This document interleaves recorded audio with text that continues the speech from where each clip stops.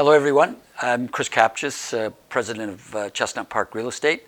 I'm here to give you your February market report for Toronto and the GTA.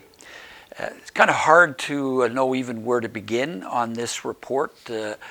Some things are happening in the marketplace where there are no descriptives for them. I mean, the first place we have to start is the average sale price. It came in at $1,334,000. Yes, that's correct, $1,334,000 for the entire GTA.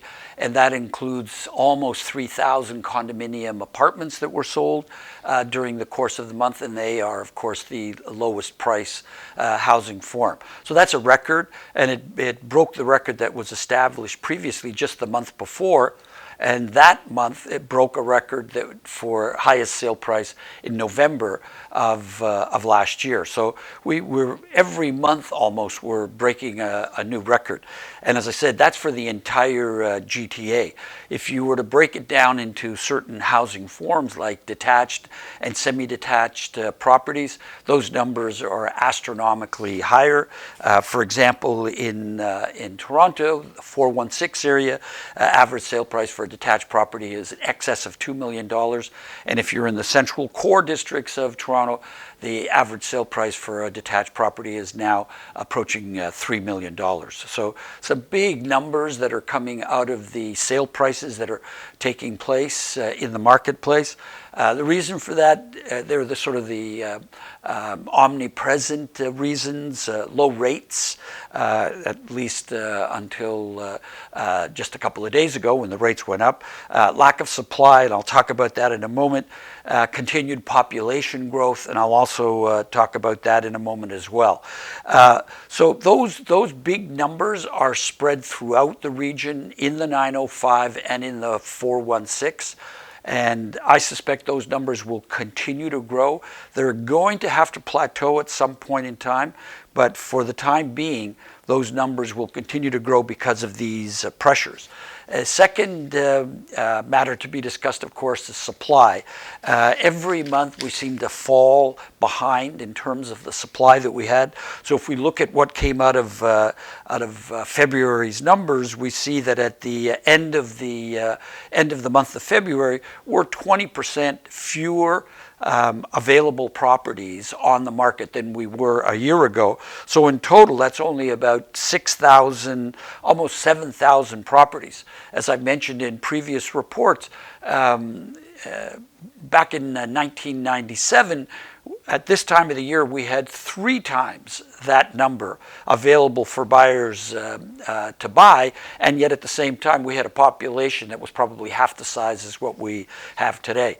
And population is going to be a crucial factor in the marketplace, particularly the Southern Ontario marketplace.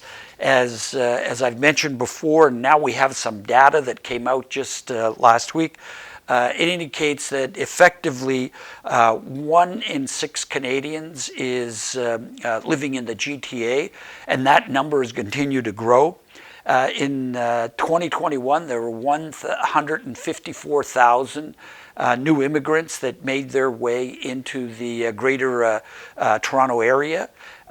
We're scheduled for approximately 430,000 new immigrants in 2022, and some data coming out of Immigration Canada is indicating that approximately half of all the new immigrants are making their way to Ontario, which means they're going to be making their way into the Greater Toronto area.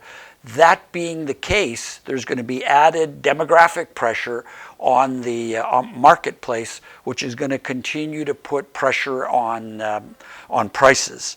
The key question at the end of the day, as we find ourselves, as this report is being filmed, is what's going to happen to the market as a result of interest rates. As you're probably aware, the Bank of Canada increased rates by 0.25, taking the bank rate to 0.5%.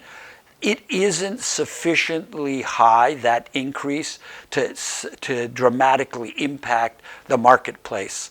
You can still get a 5-year mortgage for a little bit more than 3%. It was just below that before the rate went up. The lenders have factored that into their rate sheets, so we don't anticipate any immediate change in the marketplace.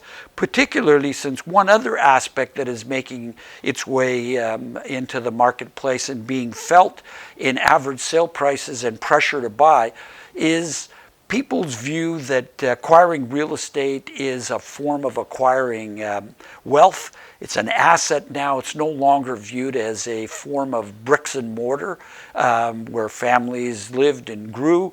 It's actually an asset, and as a result of that, there's an added impetus to acquire real estate.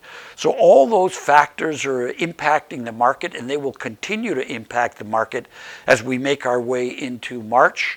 This report is being filmed in early March, and we're seeing the impact of all those factors continuing into the month of March. So when we do our report next month, many of these themes will reemerge. Rising prices, lack of supply, increase in population, and a desire to acquire real estate. Real estate now viewed as an asset class in the early part of this year. So I look forward to presenting March's market report, where we'll discuss and analyze and see what direction some of these factors that I've discussed today are going. So until then, stay well, stay safe. Thank you.